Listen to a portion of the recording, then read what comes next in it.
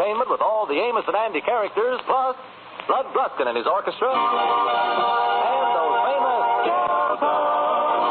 Rhythm Boys.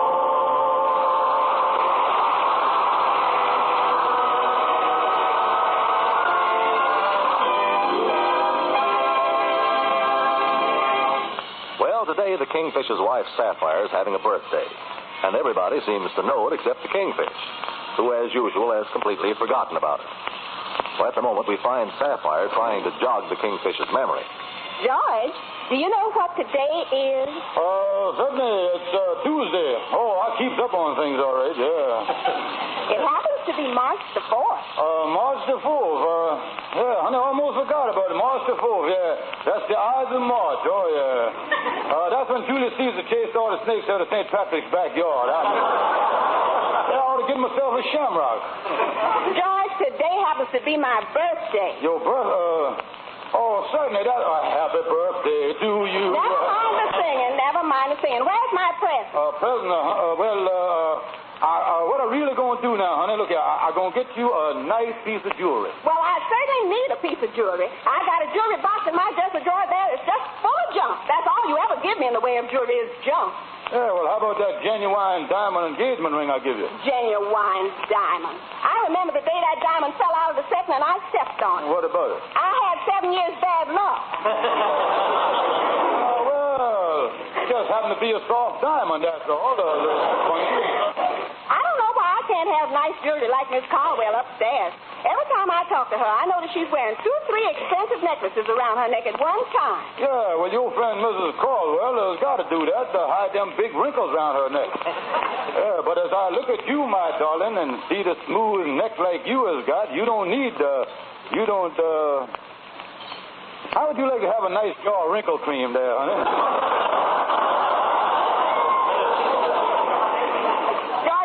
For my birthday, and I don't want no more cheap junk like I got. Well, now, don't worry, honey, don't worry. I'll get you some real good junk. Some real good stuff this time. Well, I gotta run along. I'm late for our club meeting.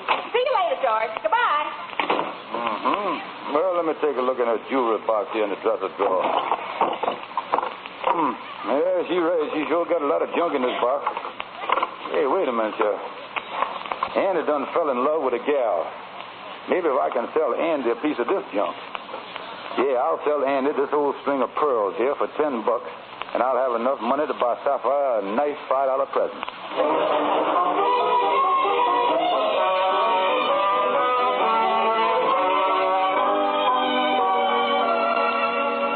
Oh, yes, Amos is wonderful. Oh, listen, Andy, you ain't got to tell me you was in love. Whenever you sit there looking like a sick calf, I always know there's a gal on your mind. Yeah, Amos, but this time it's the real thing. I'm crazy about that gal. Well, you sound serious again, all right. You've been serious. Certainly I'm serious. I'm planning on marrying her.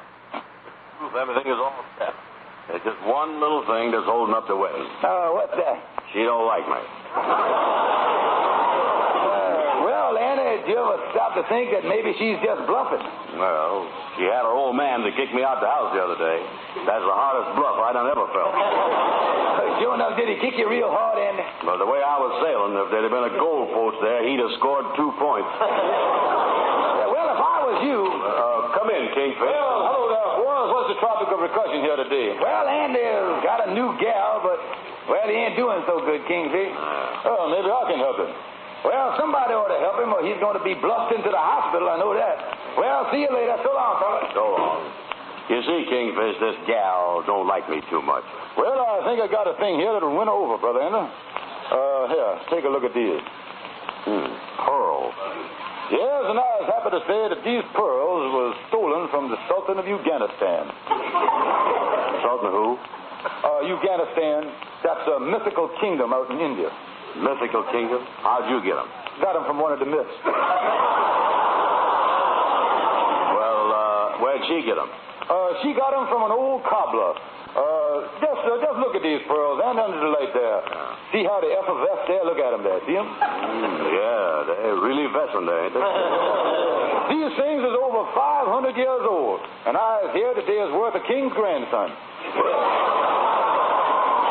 Well, what are you going to do with them? Well, I was going to sell them to the Museum of Natural Jewelry, but I changed my mind, so now I'm going to sell them to a private party. Yeah, who? Well, I got to find somebody that I like that's got a girl that you want to make a hit with. Hey, wait a minute. You got a girl, ain't you? You was also a private party, too. Yeah, sure I is. Yeah, I'll tell you what I'll do. I'll sell them to you for $10, and I guarantee that if you give these to your gal, you'll make a big hit with her. Oh, beautiful, ain't it? Look at that. Effervescent again. Look at that.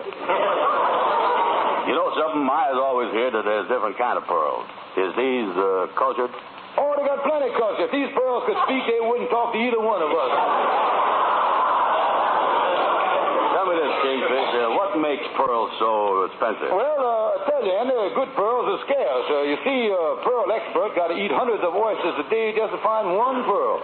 Is that right? Oh, yeah, and there's only one real pearl expert in the country, and he don't like oysters.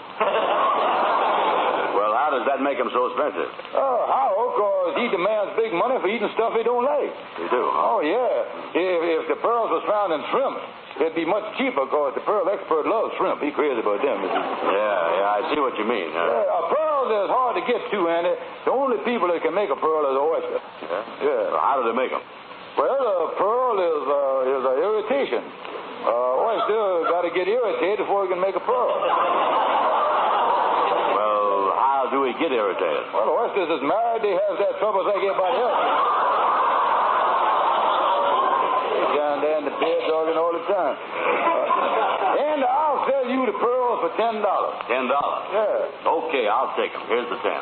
I'll give them to my girl. I'll find a box for them. Well, hello there, Sadie.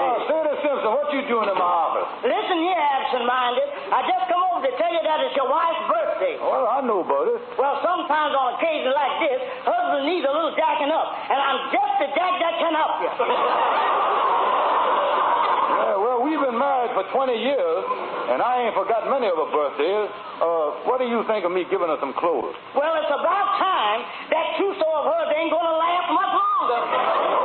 Oh, no, though. Listen, Sadie, help the Kingfish here. He don't know what to get her. Now, if you was his wife, what would you want? A separation. Wait a minute now. You know, birthdays is a wonderful thing, though, Sadie. I had one last week. Yeah? Oh, how old was you, Sadie? Well, even I feel a little about my age. I tell people I'm just 23. You tell them you're just 23, huh? Yeah, but I'm really 26. Wait a minute, dear. Wait a minute. Nobody in the world could get as fat as you is in 26 years. I'll have you to know that I got on the scales in front of the drugstore today and guessed my weight right to the pound. And I got my penny back. Oh, you did, huh? I took the marker and put it right to 125. And when I stepped on the scales, that's exactly where the indicator stopped. Do you mean to say that at your weight, it stopped at 125? On the second time around.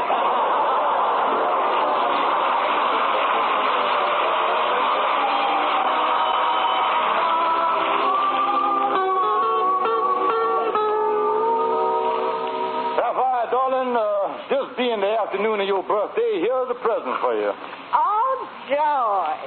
Thank you, darling. $3.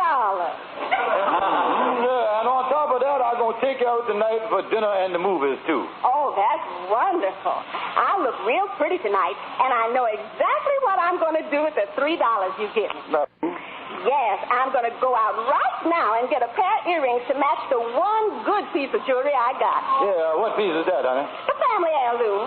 It's worth over $100. It's that string of pearls in my jewelry box that Mama gave me years ago.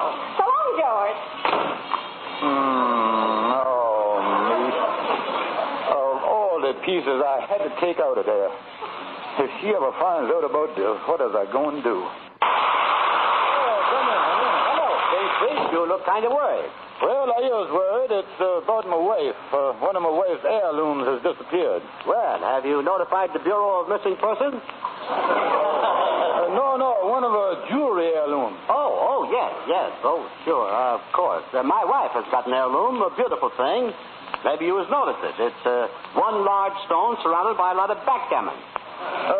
No, you see, Henry, I sold Andy an old pearl necklace that my wife had, and I thought it was junk and was worth over $100. Well, why don't you get it back from Andy? Yeah, well, how's I going to do it? He got the pearl necklace, and I done spent part of his $10. Well, now, wait a minute. You know there's a tax on jewelry, a luxury tax. Taxes on jewelry is very absorbent. Yeah, see what you mean there. And if he didn't pay the tax, it's dislawful. Yeah, I'll work out something on this tax thing with him. That's a good idea. Yes, well, I got to be running along. I'm going over to Carnegie Hall. My wife left her chewing gum on the bottom of a seat there last night. Wait a minute. You mean to tell me you going over there just to get a piece of your wife's old chewing gum? I'll say I am. Her gold inlay was in it. So long. Well, Andy, hello there. I was just leaving. Yeah, hello, Miss Van Porter. Well, I'll see you later. You're just the man I want to see. Sit down here. I got some bad news for you, son. What's that? When I sold you the pearl necklace, I forgot to charge you the taxes on the sale. And unless you pay the taxes, it's criminal offense, you know. No fool. Is that the law? Oh, yeah. Did you got a copy of the Constitution in your pocket there? No, I ain't. Yeah, I left mine at home today, too. Well, you know, if you don't pay the taxes legally, you go right to jail. Well, wait a minute, I don't want to go to jail. How much is the tax? Well, now, let me see here. I got to figure it out. First, we put down the purchase price. You paid for the necklace, $10. Now, where's your slide rulers? You got it with you there? No, I ain't got that neither. Yeah, I ain't got mine neither. Must have left it home with the Constitution, I guess. Well, on this paper here, I write down the purchase price there, $10. I certainly wish I had my slide rule. Well, can't you just slide the paper? No. Now, $10. Now, the first one to figure out is the luxury tax. That's 20% of the purchase price. So I put down a 20 there, and I multiplicate that. You got a multiplication table with you there? No, but there's a kitchen table out in the hall. I'll use this one here. Yeah, go ahead. Now, there's the unemployment insurance. Yeah, wait a minute now. Wait, I ain't even got a job. Yeah, but you bought the pearls, though. You bought the pearls when you was unemployed, so you got to pay the insurance. Now, Brother Andy, what is your Social Security number? Give me that. Well, what has the Social Security got to do with the thing? Well, you bought the pearls purely for social reason to make your gal have more security. So you pay the Social Security tax. Now, what's the number? Well, 625-150-1098. The last four numbers is added to the tax, $10.98. Now there's a special pearl diving tax, the federal income tax, the state control tax, and of course there's the tax. You know, they double there. That's something new, ain't it, that tax? Yeah, with all the other taxes, they got to put on so much extra help down Washington figuring out all the returns. They got a tax to help pay off expenses, you see. Yeah, a lot of taxes there, all right. Oh, yeah, and the last one is the anti-tax tax. What is that one? That's a tax that they got to get money for a fund to fight all them other taxes with, you see what I mean? Well, there's some sense to that one. Yeah.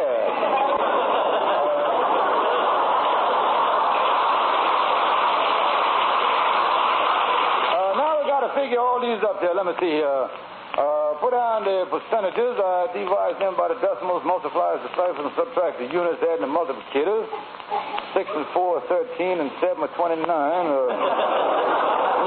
There it is. How do it come out to there? And the tax on them $10 pearls is $367.99. Listen, Kingfish, that seems a little high.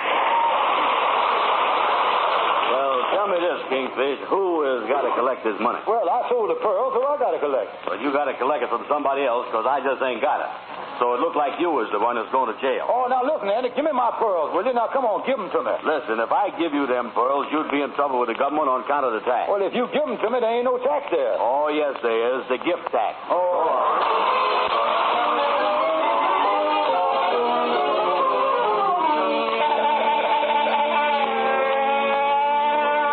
Gabby, I come over to see you to get some legal advice. Legal advice. That's right, my line. But this time you're going to have to put it on the cuff. Sorry, the line's busy.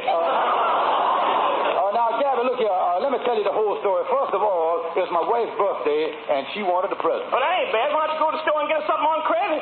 Yeah, well, I tried that. I went to one of the biggest credit jewelers in town. First, I walked into the clerk. The clerk sent me upstairs to talk to one of the managers. He hemmed and hawed, and he sent me to the credit manager. He stalled me, too. All day long, there was nothing there but red tape. I didn't know what to do. Why don't you just get 10 yards of red tape? Listen, look here. This trouble that I was in is liable to cause about the biggest argument me and my wife done ever had in our life. I just finished the case where a husband and wife had a big argument. I was outside the door and I heard every word they said. She started off by calling him a good-for-nothing bum. Yeah, what was his comeback? He said, well, if I'm a bum, it's all your fault. Then she said, I had no business marrying you in the first place. And then he said to her, you're making a wreck out of my life. And then she screams out real loud. She said, that's all, brother. I'm going home to mama. What'd he say? Lovely, lovely.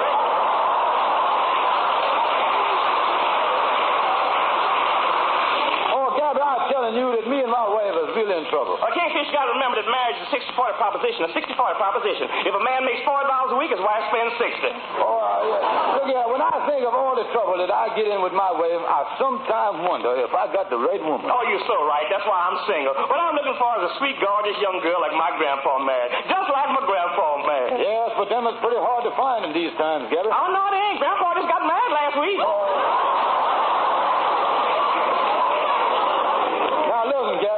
I took some pearls that belonged to my wife, and I sold them to Andy. Then later on, I found out they're worth a lot of money, and I got to get them back before my wife finds out. Well, see, I got an idea. Why don't you go to Andy and tell him there's a curse on the pearls, that they're bad luck. Nobody wants nothing with a curse on it. A curse? Yeah, that's a good idea. I believe I'll do that. A curse, huh? But, Gabby, suppose that don't work. How will I handle it with my wife? Well, there ain't but one right way of doing things. Only one right way. What's that? Get the exact facts. Remember what happened. Get a clear picture of nothing but the truth. Nothing but the truth. Get a story that's on the level and above board. Then go to your wife and lie like a dog.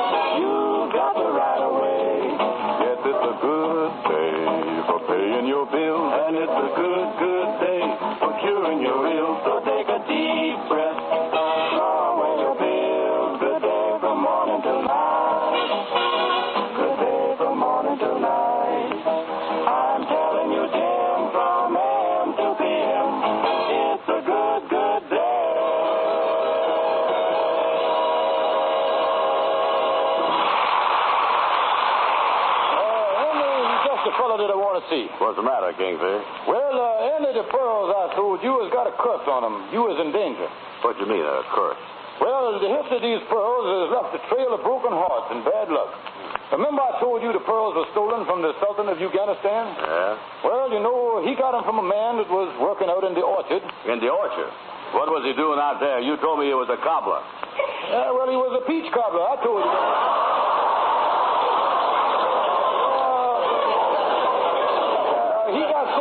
Peaches on account of the pearls, you see. Oh, yeah, I see what you mean. Then another Sultan got a hold of the pearls, and he had 100 wives. 100 wives? Yeah. Codes with 100 wives in the palace there. The Sultan never wanted to go out with the boys at night. Truth of the matter is, the boys wanted to come in with him, you see. You really figured that them pearls has got a curse on them, huh? Oh, and they definitely got a curse on them. Them pearls was owned by Napoleon and Josephine. Anthony and Cleopatra. And Sir Walter Raleigh finally gave them to Barbara Fitchie. Now, wait a minute, here. Wait a minute. How did the curse work on all them people? They was all dead, ain't they? Yeah, you're right. You got something there, all right. Yeah, so, and I'm telling you, them pearls has got a curse on them, and they're bad luck for you. Now, give them back to me, and I'll handle them with rubber gloves and bury them somewhere so they ain't gonna cause nobody no trouble this year. But I ain't got the pearls. I don't already give them to the girl that I was in love with. Wait a minute, here, now. You ain't done already give them to her, is you? Yeah, I give them to her in front of her father. And that's the first time he ain't kicked me out of the house for a long time. Oh, me. She already got them, huh? Listen, Andy, I'm gonna come clean with you. All right, what's the trouble? Listen, I'm gonna tell you the truth. I took them pearls from my wife, and she wants them back. Yeah, but I done give them to my girl. Well, now, look here. Let me go home and get you another piece of my wife's jewelry. Then you give your girl that and take the pearls back. Yeah, well, she might not want to give them up, though. Well, I got an idea. Come on home with me first to get the jewelry, and then take me to your girl's house. I'll explain it to you on the way over there. Come on.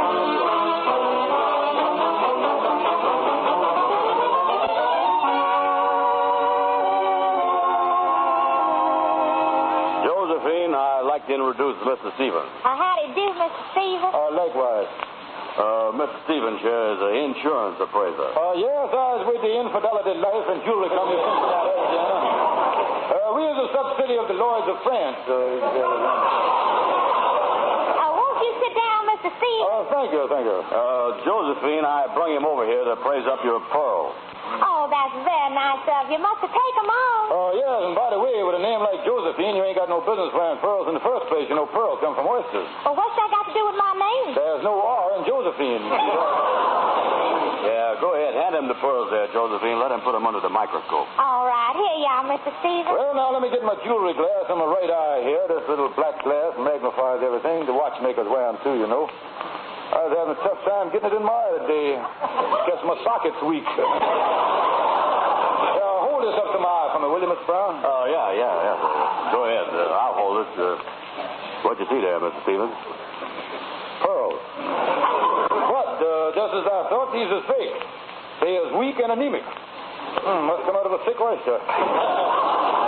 What'd you think of them, Mr. Stevens? Sorry to tell you, these pearls is no good, not even worth insuring. Oh, my, how embarrassing. I already wore them and showed them to all my friends. Well, Josephine, you has been sticking your neck out with a cheap string of pearls on it.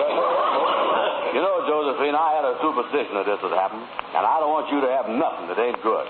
So here's a diamond and ruby bracelet that I got you instead.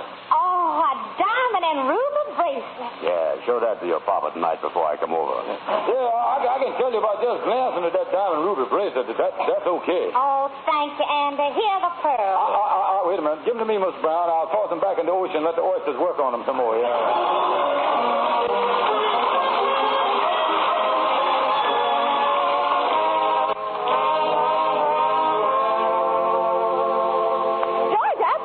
For you. Something terrible done happened. Calm yourself, my loved one. Calm yourself and know just what you got on your mind. Here is your pearls. Yes, loved one, I just took them out to have them clean. Oh, my pearls. Well, I'm certainly glad to get them back. I was worried about them. But now something else worse done happened. Oh, I don't know what I'm going to do. Oh, what's that? When Miss Correll upset her that I was going out tonight, she loaned me her $500 diamond and ruby